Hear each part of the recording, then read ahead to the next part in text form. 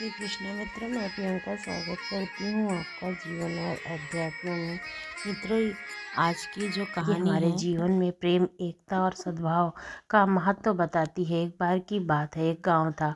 उस गांव के लोग एक दूसरे से बहुत नफरत करते थे। उनके बीच ना तो प्रेम था और ना ही एकता। अगर कभी किसी मसले पर उन्हें मिलकर फैसला करना होता था तो उनका मामला झगड़े लड़ाई से ही सुलझता था। कोई अपनी बात को सही ठहराने के लिए झगड़े को तैयार हो जाता था। इस गांव में ना तो भाईचारे का नामो निशान था और ना ही किसी के दिल में दूसरों के लिए कोई जगह। यहाँ तक कि उनकी यह नफरत सिर्फ गांव के अंदर तक सीमित नहीं रही। यह झगड़े और कलह दूसरे गांवों तक भी फैल चुके थे। लोग इस गांव का नाम सुनते ही डर जाते थे, क्योंकि वहाँ से हमेशा विवाद और लड़ाई की कहानियाँ ही सुनाई देती थी। पर सवाल यह है कि ऐसी स्थिति क्यों बनी? क्या इन झगड़ों और नफरत के पीछे कोई समाधान नहीं था? इस साखी का सार समझने के लिए आइए इसे अंत तक सुने। कोई भी जल्दी उस गांव की तरफ नहीं जाता था, क्योंकि उस गांव के लोगों को किसी से नहीं बनती थी। बच्चे से लेकर बूढ़े तक सभी का यही स्वभाव था। धीरे धीरे समय बीतने लगा, लेकिन उनकी यह आदत में कोई सुधार नहीं आया। उसी गांव में यह एक स्त्री रहती थी। यह सब देखकर वह हमेशा सोचती थी कि यह लोग आपस में क्यों झगड़ते रहते हैं, क्यों उन आपस में प्रेम से नहीं रहते हैं। यदि वह किसी को समझाने की कोशिश करती तो लोग उल्टे ही उसी को बुला भला कहने लगते थे, जिससे बात और ज़्यादा बिगड़ जाती थी। उसी गांव में कुछ दूरी पर एक बौद्ध भिक्षु आश्रम बनाकर रहते थे, पर वहाँ अपने शिष्यों के साथ रहा करते थे। एक दिन सुबह उपदेश देकर महात्मा अपने सभी भिक्षुओं से कहते हैं कि सभी अलग अलग दिशा में चले जाएं और वहाँ से भिक्षा ला करके आएं। तब जब उस गांव में जाने की तैयारी होती है तो कोई भी शिष्य उस तरफ जाने को तैयार नहीं होता है। उस भिक्षु ने कहा कि क्या हुआ, उस गांव की तरफ तुम लोग क्यों नहीं जा रहे हो? उनके शिष्य कहते हैं कि गुरुदेव, उस गांव के लोग बहुत ही अभद्र व्यवहार करते हैं, अपशब्द कहते हैं और भिक्षा ना देने की बात करते हैं। भिक्षा देना तो दूर है, वह हमसे ठीक ढंग से बात भी नहीं करते। जब उस गांव के लोगों में एक दूसरे के प्रति कोई भावना ही नहीं है तो हमारे प्रति उनके अंदर में क्या भावना होगी? यह सुनकर बौद्ध भिक्षु कहते हैं, हम तो सन्यासी, हमें किसी की बातों का क्या असर। फिर वह बौद्ध भिक्षु कुछ सोच करके, आप तो स्वयं भिक्षा लेने के लिए मैं उस गांव में जाऊंगा, यह कहते हैं। यह फैसला करके वह उस तरफ जाने वाले शिष्यों को दूसरी तरफ जाने की आज्ञा देते हैं और उस महात्मा खुद उस गांव की तरफ निकल जाते हैं। उस गांव में पहुंचकर वह भिक्षा ना करने लगते हैं, लेकिन वहां से उन्हें कोई भी भिक्षा नहीं मिलती है। थोड़ा आगे बढ़ने के बाद में एक स्त्री के पास पहुंच जाते हैं, जो थोड़ी दयालु प्रवृत्ति की थी। वह उनसे भिक्षा मांगने लगते हैं और उस बौद्ध भिक्षु को भिक्षा मांगते देख करके वह फिर से भिक्षा ना करने को लौट जाते हैं। पर महात्मा हर दिन उस गांव में भिक्षा लेने के लिए जाने लगे। हर दिन तो वही सब माहौल देखा, वही लड़ाई झगड़ा, वही अपशब्द, गाली गलौज। एक दिन सभी शिष्यों को उपदेश देने के पश्चात भिक्षा ना के लिए उस गांव में जा रहे होते हैं। तब उस का शिष्य उनसे पूछता है कि गुरुदेव, वहाँ के लोग क्या आपको अपशब्द नहीं कहते हैं? क्या लड़ाई झगड़े नहीं करते हैं? महात्मा कहते हैं, मैं तो सन्यासी हूँ, मुझे रोज़ भिक्षा ना के लिए लाने के लिए अलग अलग जगहों पर जाना ही पड़ता है, इसलिए मुझे किसी के अपशब्द से कोई फ़र्क नहीं पड़ता है। मैं अपने कार्य का ध्यान देना ज़रूरी समझता हूँ। और यह कह करके महात्मा आगे उस गांव से निकल जाते हैं और रोज़ की तरह उस गांव में भिक्षा मांगने लगते हैं। भिक्षा मांगते हुए वह स्त्री के घर पहुंचते हैं। वह स्त्री बाहर आकर के उन्हें भिक्षा देते हुए कहती है कि हे गुरुदेव, क्या मैं आपसे एक प्रश्न पूछ सकती हूँ? यह सुन करके वह महात्मा कहते हैं कि पूछो, क्या पूछना चाहती हो? इतने पर वह कहती है कि आप इतने दिनों से यहाँ भिक्षा मांगने आते हो, अब तक तो इस गांव के व्यवहार से अवगत हो गए होगे कि किस किस तरह के लोग आपस में झगड़ा लड़ाई करते हैं। मैं आपसे पूछना चाहती हूँ कि यह लोग व्यर्थ में आपस में झगड़ा क्यों करते हैं? क्यों आपस में एक दूसरे से नफरत करते रहते हैं? क्या इनकी नफरत को मिटाया नहीं जा सकता है? क्या लड़ाई झगड़े को ख़त्म नहीं किया जा सकता है? आप तो सन्यासी हैं, महात्मा हैं, क्या आप इनको समझा नहीं सकते हैं? क्या आप इनको ज्ञान नहीं दे सकते हैं? यह सुन करके महात्मा उस स्त्री से कहते हैं कि सुनो, मैं यहाँ भिक्षा देने लेने के लिए आता हूँ, किसी से व्यर्थ में विवाद करने के लिए नहीं आता हूँ। मुझे इस उल्टे पलटे सवालों पर कोई भी जवाब नहीं देना है, ना ही इसका जवाब देने में मेरी कोई रुचि है। महात्मा बुद्ध बहुत तेज स्वर से चिल्ला करके यह बातें कह रहे थे। यह सुनकर के वह स्त्री अपने आसपास देखने लगती है और उसे महात्मा द्वारा अपमानित किए जाने पर क्रोध आ जाता है और उस क्रोध में उस महात्मा को भला बुरा कहने लगती है, उसका खूब अपमान करती है। वहाँ खड़े गांव के लोग यह सब देख रहे थे और वह वहाँ पर और ज़्यादा गुस्सा होकर ऊंचे स्वर से चिल्लाने लगती है। साथ ही कहती है कि मैंने यहाँ पर कोई धर्मशाला नहीं खोल रखी है और ना ही किसी का ठेका लिया हुआ है जो तुम रोज़ यहाँ पर भिक्षा मांगने पहुँच जाते हो। स्वयं को महात्मा कहते हो और किसी स्त्री से बात करने का ढंग नहीं है। ज्ञानी बनते फिरते हो, तुम्हें स्वयं कुछ नहीं पता है, दूसरों को ज्ञान देने फिरते हो और तुम जैसे भिखारी को भिक्षा नहीं दूंगी, तुम यहाँ से जा सकते हो। इतना कह करके वह स्त्री चुप हो गई और महात्मा कहते हैं कि आराम से सांस ले लो देवी, चाहे तो पानी पी लो, मैं यहीं पर प्रतीक्षा कर लूँगा। गांव की महात्मा की यह विनम्र वाणी सुनकर वह स्त्री आश्चर्यचकित होकर के उनकी तरफ देखने लगी। तब महात्मा ने कहा कि मैं जानता हूँ कि तुम क्या सोच रहे हो। यह कहकर के वह मुस्कुराने लगते हैं। उन्हें यूँ मुस्कुराता देख करके वह स्त्री कहती है कि आपको क्या हुआ। मैं उस मुस्कुराहट का मतलब नहीं समझ पाई, पर महात्मा कहते हैं कि मैंने जरा सी ऊंची आवाज़ में से दो शब्द क्या कह दिए, तुम क्रोध से भर उठी। यही क्रोध झगड़े का मुख्य कारण होता है, जो व्यक्ति के भीतर एक दूसरे के प्रति नफरत पैदा कर देता है।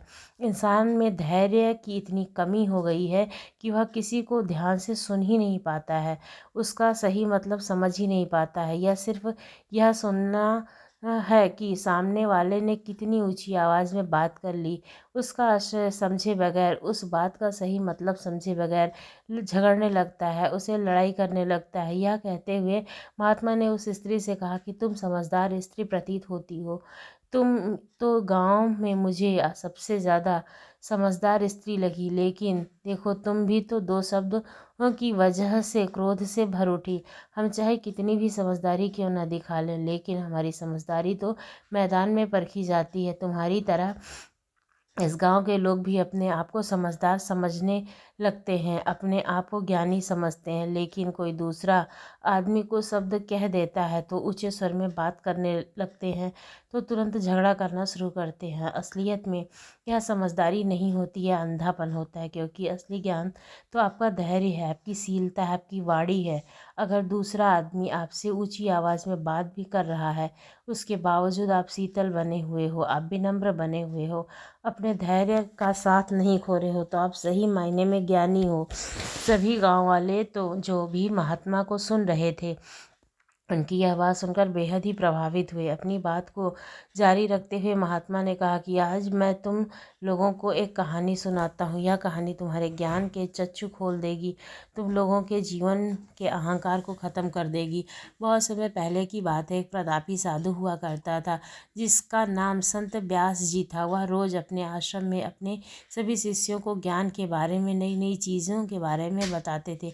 धीरे धीरे समय के साथ जब शिष्यों की शिक्षा पूरी हो जाती तो संत गुरु कहते कि आप सभी की शिक्षा हो गई है, आप किसी भी स्थान पर जाकर अपने ध्यान साधना कर सकते हो। और यह बात ध्यान रखना कि अपने ज्ञान का प्रचार जन जन तक जरूर पहुंचाना। सभी से एक एक करके गुरु के आज्ञा लेकर अपने मार्ग पर निकल जाते हैं। कुछ साल बाद गुरु सोचते हैं कि काफ़ी समय हो गया है, क्यों न उन शिष्यों में से एक बार फिर से मिला जाए, एक बार फिर से जांच की जाए कि मेरी शिक्षा का सही प्रयोग किस तरह कर पा रहे हैं। वह एक एक करके अपने सभी शिष्यों से मिलते हैं, यह देख भी लेते हैं कि वह सभी शिष्य उनके बताए मार्ग पर चल रहे हैं, अपने ज्ञान का सही प्रचार कर रहे हैं। वह बेहद खुश हो जाते हैं और वह अपने सभी शिष्यों से मिलकर संतुष्टि का अनुभव करते हैं। सभी शिष्यों से मिलने के बाद गुरु व्यास अपने आखिरी शिष्य से मिलने के लिए जाते हैं। उसके बारे में दूसरे शिष्य बताते हैं कि गुरुदेव, उसने अपना गृह त्याग दिया है और एक जंगल में आश्रय हम खोलकर बड़ा ही कठोर तप कर रहा है। यह सुनकर संत बेहद प्रसन्न हो जाते हैं और वह अपने आखिरी शिष्य से मिलने के लिए जंगल की ओर निकल पड़ते हैं।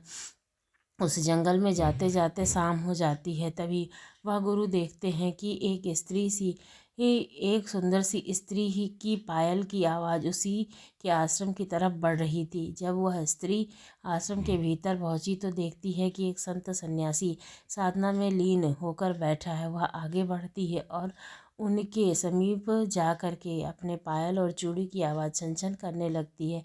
यह आवाज़ सुनकर सन्यासी जब सामने की ओर देखता है तो वह बहुत ही सुंदर स्त्री खड़ी होती है। वह स्त्री उस सन्यासी की आँख खुलते ही वह सामने हाथ जोड़कर बैठ कर कहती है कि मैं यहाँ आपकी कुछ सहेलियों के साथ मेला घूमने आई हूँ, लेकिन अचानक आंधी आने से मैं उन सब से बिछड़ गई हूँ। सभी ना जाने किधर चली गई हैं। मैं अकेले ही फंस गई हूँ। अभी मौसम भी ख़राब है, कुछ ही देर में अंधेरा हो जाएगा। मेरा आपसे निवेदन है कि आप मुझे एक रात अपनी कुटिया में रुकने की इजाज़त दे दें, आपकी बहुत कृपा होगी। यह सुनकर वह सन्यासी कहते हैं, अरे पागल हो गई है क्या? यह कोई पाठशाला नहीं है, ना कोई धर्मशाला। यह तो बस एक कुटिया है और इसमें कोई संत फकीर के लिए ही जगह है। यहाँ रहना तुम्हारा कहीं उचित नहीं जान पड़ता। यह सुनकर वह स्त्री कहती है कि महाराज, अब रात होने को है, अब अकेले इस जंगल में मैं कहाँ जाऊंगी। बस एक रात की बात है, मुझे इजाज़त दीजिए, मैं सुबह होते ही यहाँ से लौट जाऊंगी। मेरे यहाँ रुकने से आपको कोई भी समस्या नहीं होगी। यह सुन कर के उस सन्यासी ने सोचा कि क्या ये ठीक ही कह रही है। तुम अंदर से मेरी माला लाकर मुझे दे दो और अंदर कुटिया में जा कर के तुम विश्राम कर लो। आज मैं यहाँ बाहर ही रुक जाता हूँ, लेकिन ध्यान रहे सुबह होते ही तुम यहाँ से चली जाना। और तो फिर उस स्त्री के कहते ही, देखो तुम बाहर मत आना वरना मेरी साधना भंग हो जाएगी। वह स्त्री हामी भरकर कुटिया के अंदर जाकर दरवाज़ा बंद कर लेती है। देर रात तक संत साधना करते रहते हैं। उसके बाद उस सन्यासी को अचानक से उस स्त्री का ख्याल आने लगता है। वह उसके दरवाजे की तरफ जाने लगता है, पर आधी रात में जाकर उस स्त्री का दरवाज़ा खटखटाने लगता है, लेकिन वह स्त्री दरवाज़ा नहीं खोलती है। देखकर वह संत क्रोधित हो जाते हैं कि वह स्त्री दरवाज़ा क्यों नहीं खोल रही है, और वह क्रोध में आकर उस दरवाजे को तोड़ देते हैं। वह कुटिया के भीतर प्रवेश करते हैं, परंतु भीतर अंधेरा ही अंधेरा फैला हुआ था।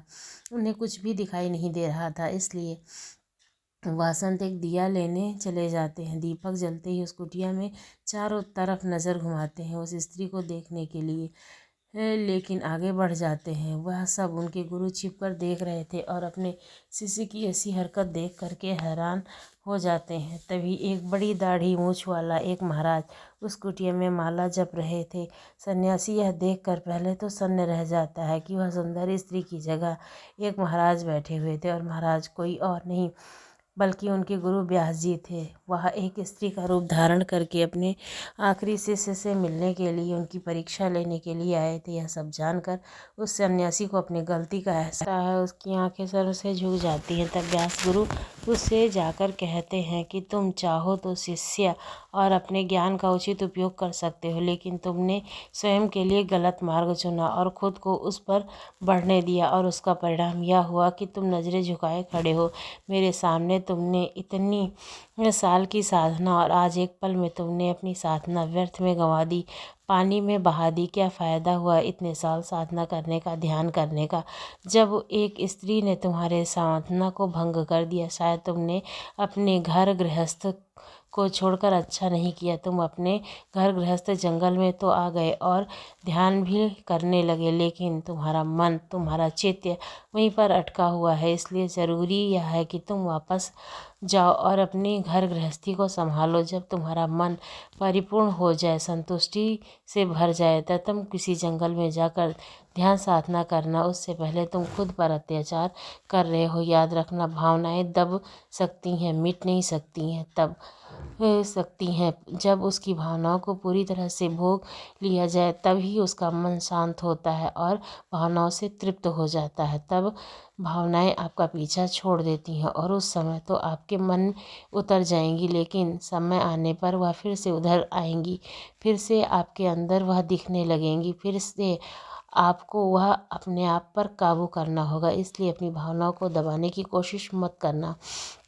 उन्हें जी भर के जी लेने दो। जब इतनी सी बात और कहानी को गांव वाले सुनते हैं तो वे सभी संत से अपनी गलती की क्षमा मांगते हैं और वह स्त्री भी अपने क्रोध के लिए उस संत से क्षमा मांगती है। इसके बाद फिर वही संत उस गांव में नहीं आते। सभी गांव वाले अपने लिए पश्चाताप करते हैं और सभी मिलजुल कर रहने लगते हैं। हमें भी मिलजुल कर रहना चाहिए, अपने मन पर काबू रखना चाहिए, अपने मन को शांत रखना चाहिए, चाहे कितनी भी कठिन मुसीबत में हम क्यों ना हों। अगर हम अपने मन को शांत रखते हैं और उसका उत्तर ढूंढते हैं तो हमें अवश्य ही सही मार्गदर्शन मिलता है। लेकिन अगर हम वहीं क्रोध करते हैं, परेशान होते हैं और अपने आपे को खो देते हैं, मतलब जो भी आपका धैर्य है उसको आप खो देते हैं, तो आपका कभी भी कोई भी काम पूरा नहीं होगा, ना ही आप संतुष्ट होंगे, ना ही आप अपनी समस्याओं से कभी निकल पाएंगे। तो उम्मीद करती हूँ आपको ये साखी अच्छी लगी होगी। अगर अच्छी लगी तो मेरे चैनल को लाइक करें, शेयर करें और सब्सक्राइब करना ना भूलें। धन्यवाद।